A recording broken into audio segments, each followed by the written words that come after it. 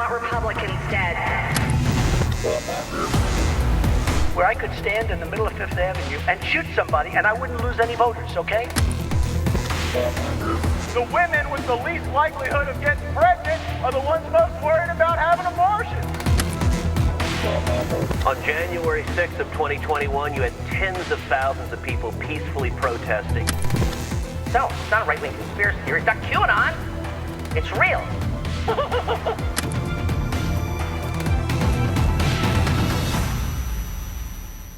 My guest today on the program is someone that I can say I have known for a long time. We met in Tallahassee, Florida, when she was a reporter.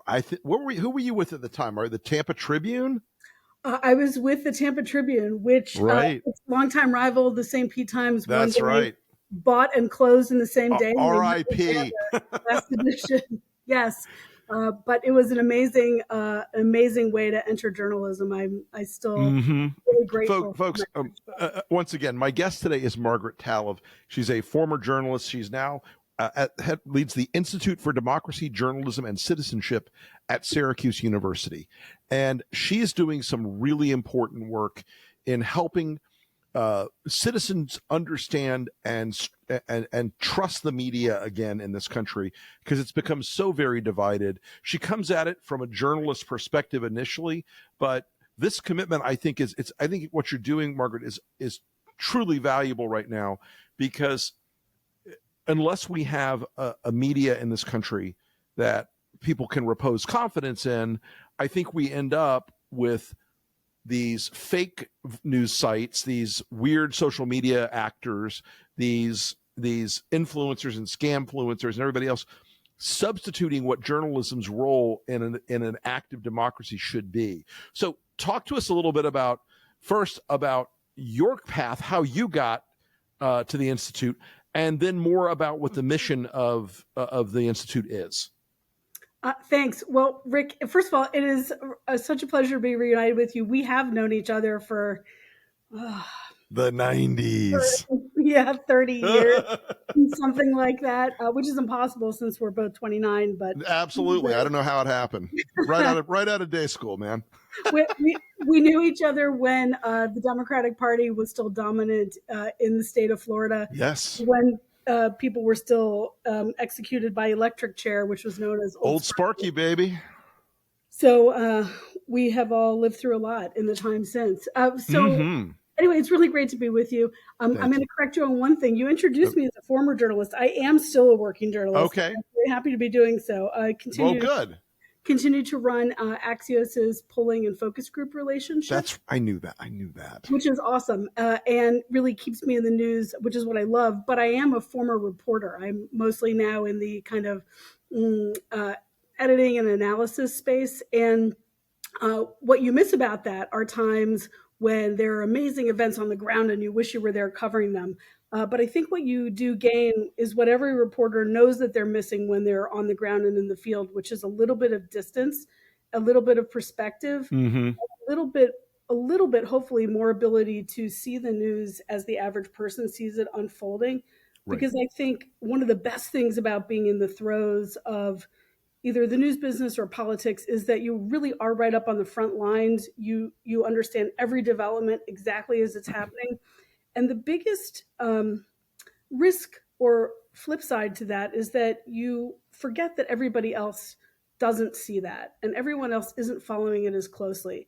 And I just think that what we think makes the wheels turn in Washington, every little development on the Hill, what did so-and-so say today?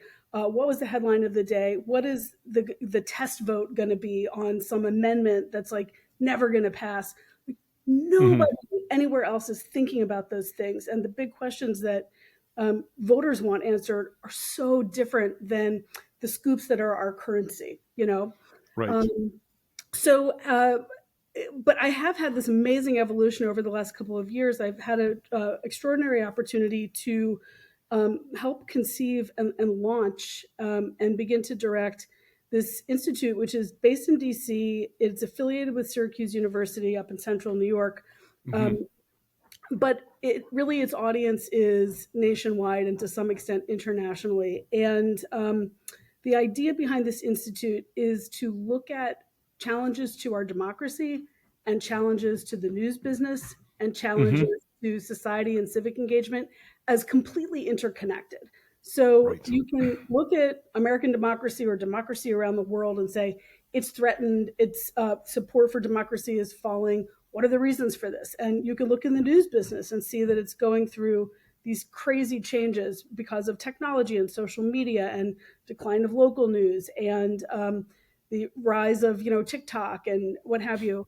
Um, and you can look at people and see that people are disengaged and don't trust institutions and move around a lot and don't have the same kind of long-term, lifelong affiliations that they once did.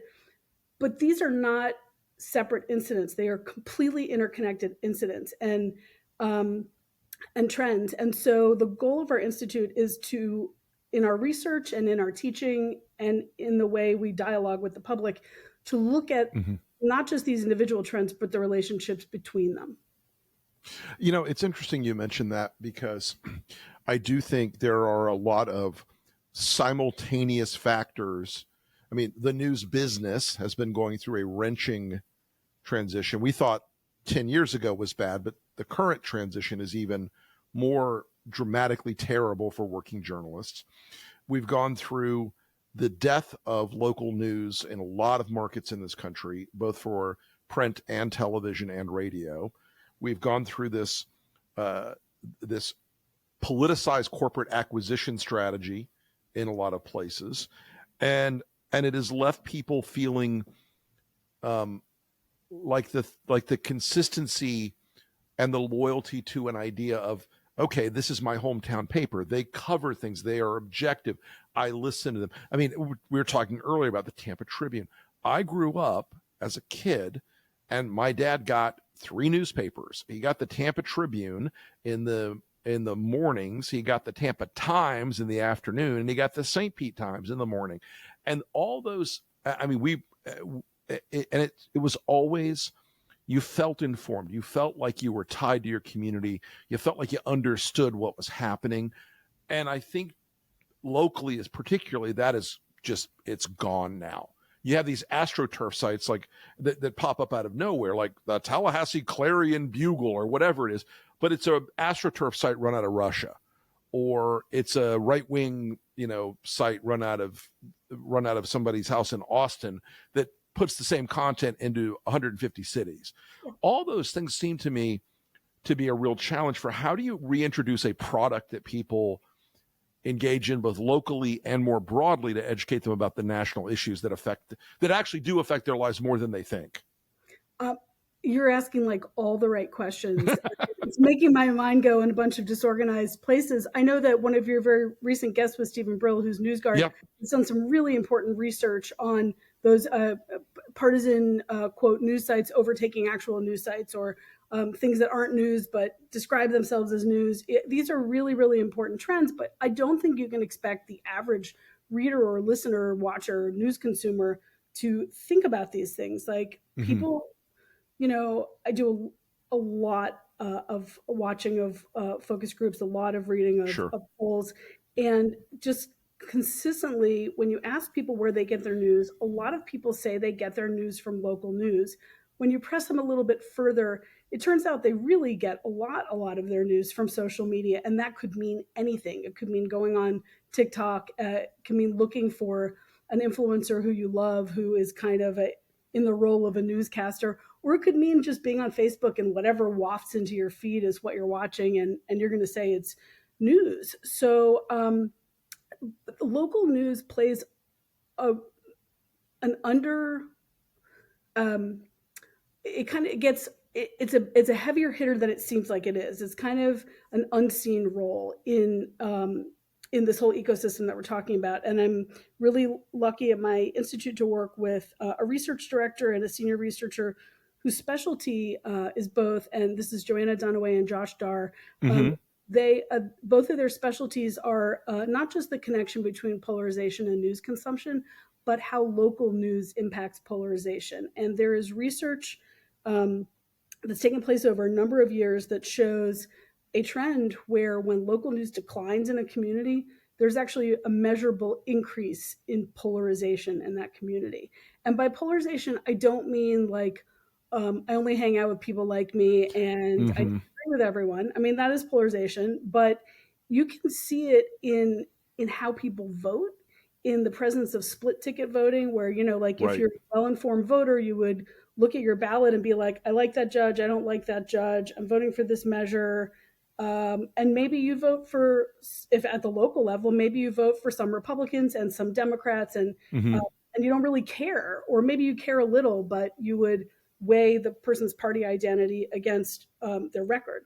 But when Right. local news declines, people have less of that kind of information, and they'll just go blind into a voting booth and either not vote because they have no idea, or just vote straight ticket. And so that Mm-hmm. is an actual measurement of how the decline of local news increases that kind of tribalized, behavior. And so Right. the obvious question is, can you, if you can infuse life and strength and fortitude back into local news markets, can you depolarize communities, or can you kind of make people understand the details or the nuances of their communities again? I think the other piece of it is, like, our business is politics. I write about Right. politics. You analyze politics now. Like, for most people, and even for us, politics is not the most important thing in life. There is so much else in life that should bond you, that always have Sure. bonded us, to the guy who lives next door and gets your mail for a week. And, like, who cares who they voted for in November? Do you trust them? Would you let them feed your dog? But politics has become so dominant, like toxically dominant, that it is Yep. often the first line now of deciding, am I even gonna bother talking to that person? Do I want them at a party at my house, or like in my backyard? And so I think part of the interest in rebuilding local news is not just to help inform people about politics, but it's to Mm-hmm. help remind people of all the ways in which they are connected in these, like, politics is often a little bit obscure at the real level. You're really talking about, like, do you need a crosswalk in your street? Are the Right. police doing a good job? Potholes. Or about, yes, like, is there a new restaurant opening that you should be aware of? Is there a developer who should be investigated? Like, these are not partisan issues. They are the issues that actually affect how you live every day in the communities in which you live. When local news declines, there is no place to get that information. And these are the reasons why there's been so much interest in rebuilding local news. I'll tell you, I'm very recently involved with a really interesting project in Lancaster, Pennsylvania, where a family called the Steinman family had owned the local paper and decided to gift it to the local uh, um, uh, public media Mm-hmm. station outlet, and do kind of like a combined um, local news partnership, and reinfuse it with a lot of money, civic experimentation, trying to engage Mm-hmm. the public. There are a handful of experiments. This is one of them around the country, where there really are concerted efforts, not just to infuse cash into local media, but to try to create civic engagement and build a path for the public to get re-engaged with their local news, and see if that can help um, it stand back up again. I think these experiments Right. are going to be really important for all the reasons we've been talking about. So you guys have been engaged in some focus grouping. Am I correct in that with Engagius? Yeah, we have a partnership With Rich? Yeah. with Rich Thau from Very Engage, smart. and with NBC News, who has been reporting on our findings every month. Yeah, and so you're out there looking at what voters in a lot of the swing states are thinking about this election. What are you learning from some of those focus groups? So I'll tell you that the way we have crafted these focus groups is that uh, these are not swing voters per se. These are niche voters in key Right. battleground states. So our first state was Pennsylvania. We looked at Republican women who support abortion rights and Mm-hmm. disagree with the Dobbs ruling. So we wanted to understand, how is their frustration with the Dobbs ruling going to impact how they vote for president. In some of the other examples, we talked to young independent voters in Wisconsin. We talked to Latino voters in Arizona who we dubbed the double haters because they said they hated both of the choices. So we're only in battleground states. And some of the top lines of what we've been finding, some of the most important top lines, are that at this point, even though it's already June, a lot of these voters really are not engaged, or they're engaged at a very superficial level. They know memes, they know catchphrases, they saw a photo on social media of something happening. They have ideas or themes in their mind, but they don't know. There's been a huge amount of interest, for example, in RFK Jr. among a lot of these voters across all of these different niches. Their reasons for being interested in him, though, do sort of betray a lack of knowledge or substance, like really about what his campaign's about. Like for some people, they'll say, well, it's the Kennedy name, and their family had always been for the Kennedys. They tend to be the Democrats. But for other voters, more independent voters, they see him as a moderate candidate somewhere between Donald Trump and Joe Biden. They want a moderate choice. So they don't know anything about his positions on vaccines or about his positions on anything, or his background, or how his family feels about him, or who his vice presidential running mate would be. They like the idea of him, and they don't like the idea of the two predominant choices. And that is what defines their interest at that point. It interests me that we have that at this point. You said something interesting to me. It was like they have feelings about these things. They have something. They think they saw a meme somewhere. It's funny to me. Like, how do you maintain a functioning republic based on democratic principles when a lot of the people in that nation are so disconnected from? I mean, look, I guess it's a luxury if you're in a high functioning society, but I don't think anybody would argue right now that we're a super high functioning society. We are in a state of sort of ongoing crisis in this country. Yeah. And I think it's interesting that we really are going to have probably 80 million Americans who vote based on vibes. We know that where people get their news has such a profound impact on what they believe to be true. The facts that they believe to be true, and just the feelings and the gut feelings and the vibes, like you said.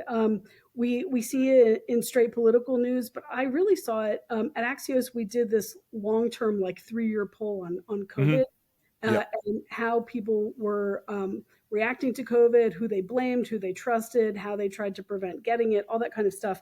And honestly, partisan identity was a really, really important cut. But probably more important was when we asked the question, what is your primary source of news?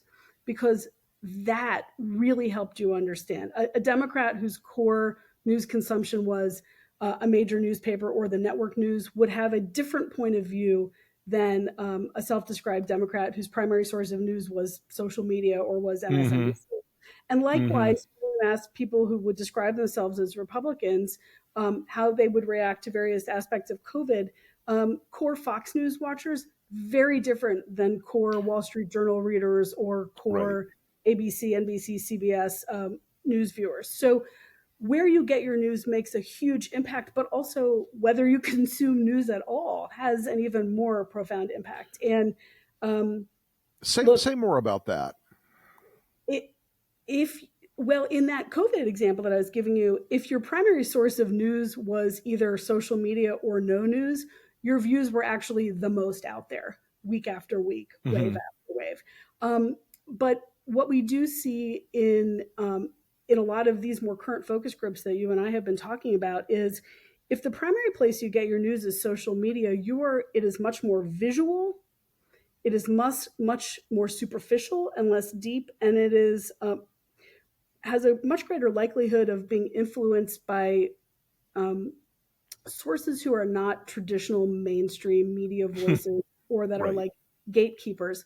But if you're not a journalist and you're not in politics, you're just an average news consumer, you do not think about what the source is of your information in the same way.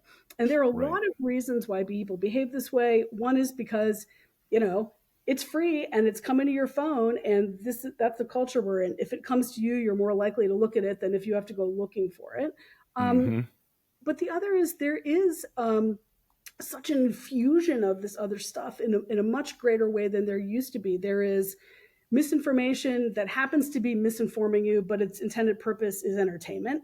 There is misinformation that is purposefully misinforming you, and can be disinformation depending on the source. One of the other projects that my institute is involved in is called Election Graph. We received a grant from a really interesting company called Neo4j that has graphing technology, and when you plug data kind of through their systems, you can see hidden connections. And we are using this to try to understand where, in particular, my research partner, Jenny Stromer Galley, and I are looking at ads on Facebook and Instagram that mention Trump's name or Biden's name. Right. And we're seeing all of these outside actors who are not, they're not working with either campaign, and they are paying money to put ads on Facebook or Instagram to try to influence voters in this race. And you have to ask yourself, why? And in a lot of cases, we're really early in the research. In a lot of cases, it just appears to be business scams. It's people trying to get you to click because you're interested in one of the candidates and they want your money. But in other cases, you're getting inaccurate information in this messaging, and it's just coming at you. So, in my interactions with students, I teach a class as part of my institute. One of the things that we do is they have a reading list every week, and their reading list is I'll tell you their reading list if anyone else is interested in making their own shorthand reading list. There's 4 newsletters they have to read every week. It's Axios's Media Trends by Sarah Fisher. Sure.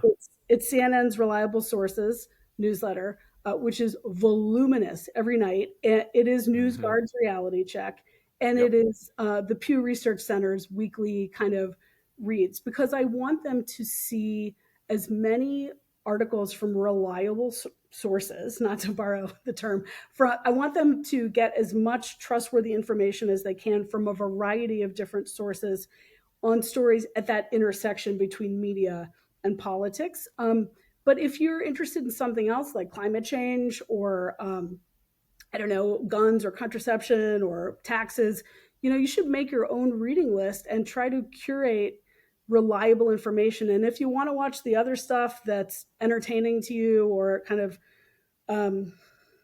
you think it's funny or out there interesting, that's fine. But I think it is important to say, I'm going to have 5 or 6 places that I go every day where I know that the information is, it's news, it's facts-based, it's vetted.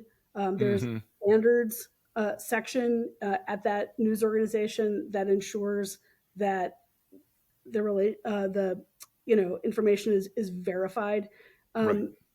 You should read whatever you want to read, but you should try to only believe things that are fact-based. Yeah, I think that's something that people have. There is a comfort in going on a silo where what you see amuses you or gives you an emotional response, or it says, "Yeah, that's that's what I believe, and so therefore it must be real." But that's not what the function of journalism is, and that doesn't inform a citizenry. That sort of conforms them to whoever's producing that material rather than a broader, more engaged. Because folks, it's like, again, being in a high functioning democracy, you can have the luxury of not paying attention to the news. This is not that democracy. We're a lot more challenged by this. What do you think some of the I see there's a cultural disdain for media on the right, even for some of their own media. They have gotten very comfortable with the idea that their own channels, the Fox, OAN, Newsmax, even if those places show a moment of daylight from Trump, they have a very visceral reaction to it. And I don't think you have the same on the other side of the ideological spectrum where, like, if MSNBC says something bad about Joe Biden, the reaction is like, huh. But if Fox says something critical of Trump, they get a lot of of real heat for it. Is this just the end product of that Republican conservative world? And I was a part of it for 30 years. Like conditioned oppositional defiant disorder reaction among them? You do see in the polling, when you ask Americans like about how much they trust the media, you see a very clear split where you ask Republicans how they, Americans who identify as Republicans, how they trust the media, their numbers are much lower than independents and Democrats. And a lot of that is the messaging from the media that they do trust. So I think we know largely that people answer questions emotionally, and what the answer to that question is not that you trust no media, it's that you don't trust the media that you don't trust. It's really hard to poll on media trust, because it's like, do you like Congress? No, everybody hates Congress. But if you ask people about their own member of Congress, they're much more likely to say that they like that person, because that they know who that is. That person is not otherized, and also because they probably live in a gerrymandered district. So, correct. But if you, but when you're asking people whether they trust the press, trust in the press has never been super high, but it is much lower now than it was even, in the Watergate era, let's say. And it really is bifurcated by partisan split. And but I think it's a combination of two things. It's both culturally and overall mistrust in the press, but it is a mistrust in the press that they're not consuming, not in the press because the press that conservative media is feeding a message that you cannot trust non-conservative media. So, which has been something that's been on the right, that's been engaged in since we were children. This has been going on since forever and ever. But Rick, there's another thing going on too, because I do interact with both undergraduate students, like in their early 20s, and with grad students who might be more in their 30s, and people just consume media differently now, and there is a much more of a blurring of the lines between what is news and what is information and what is entertainment. And I do think that, if even setting aside the partisan lenses of this, which are real, they are factors. There is a generational gap too. There is a chasm, and we are barreling towards it, where younger people, obviously, they don't pay for cable, but they're not watching cable even if they could get it for free, and they're watching stuff that pushes into their phone or that they can see, through YouTube, ideally without paying for it. And so, there is a reckoning that news organizations are trying to get their heads around, but I'm not sure we're going there fast enough, where it does not, on some level, it does not matter how solid your reporting is as a mainstream news reporter, how much you've thought about, did I use the precise words? Am I giving the full context? Am I calling a lie? Or am I writing in a way that it's accessible to people of different cultures or economic classes? Like, when we think about all those things, they're really important. But the truth is that the publications that people consume in so many ways mirror the place where that person feels comfortable in American culture, or the age group that they are in. And you cannot inform people who are not receiving your product. You cannot give nuanced or a contradictory thought to the way someone thinks if they are not reading you, watching you, listening to you. And it is, you can't just do a better product and that'll make it doesn't matter how shiny you make it. If they're not looking at it, they're not looking at it. These are real systemic challenges that are upon us, I think. Well, Margaret Talov, thank you so much for joining us today. Folks, Margaret, tell us where they can reach you and on social media, and where they can get the Institute information the Institute is putting out. Thank you. You can reach me if you Google IDJC and Syracuse, or if you just Google my name and Syracuse University. You can subscribe to our newsletter. You can see everything we're doing there. You can also reach me at margaret@axios.com for any Axios news. Awesome. Thank you so much, Margaret, for coming on. We look forward to having you back on the show soon. and wish you all the best of luck with the Institute. And we'll talk to you later. Thanks again. Thank you, Rick. On the enemies list today is all-time fan favorite Ted Cruz. So, this week, a small Russian naval task force, doing as they have done every year for, 60 fucking years, has sailed into the Atlantic and sailed down to Cuba for a port call. They're also going to sail down to Venezuela for a port call. But Ted Cruz is flipping out now, going on Fox and talking about, this is worse than the Cuban Missile Crisis. It's deadly. Oh, the Russians hate Joe Biden. They think he's weak. Bitch, you're just afraid they're going to blockade Cancun, okay? Let's be real here. That's what you're really upset about, Ted. And I want to say, the U.S. Navy, the moment these guys get into the Atlantic Ocean, American subs are in the water behind them. They have no idea where they are. American aircraft are overhead. American naval surface ships are in the vicinity. Any of these guys get zesty, any of these guys act out, they're going to be the latest artificial reef in the Caribbean. None of this is real. But it's interesting that the party that thinks Vladimir Putin, that his farts smell like huckleberries and the sweet, sweet smell of springtime, the same party that loves Vladimir Putin, wants him to win in Ukraine, is trying to scare the hell out of Americans because some clapped out old Russian rust buckets are visiting Cuba. The hypocrisy is stunning, but then again, with Ted Cruz in the lead of this issue, what would you expect? Ted's always on the enemies list. And by the way, I have two political rules I've come up with in my life. The first is that everything Trump touches dies. That is an inviolate, inviolable rule. You cannot break that rule. It always comes to pass in the end. The second rule is that there are two types of people in this world: Ted Cruz and people who hate Ted Cruz. And that, Ted, is why you will remain on the enemies list.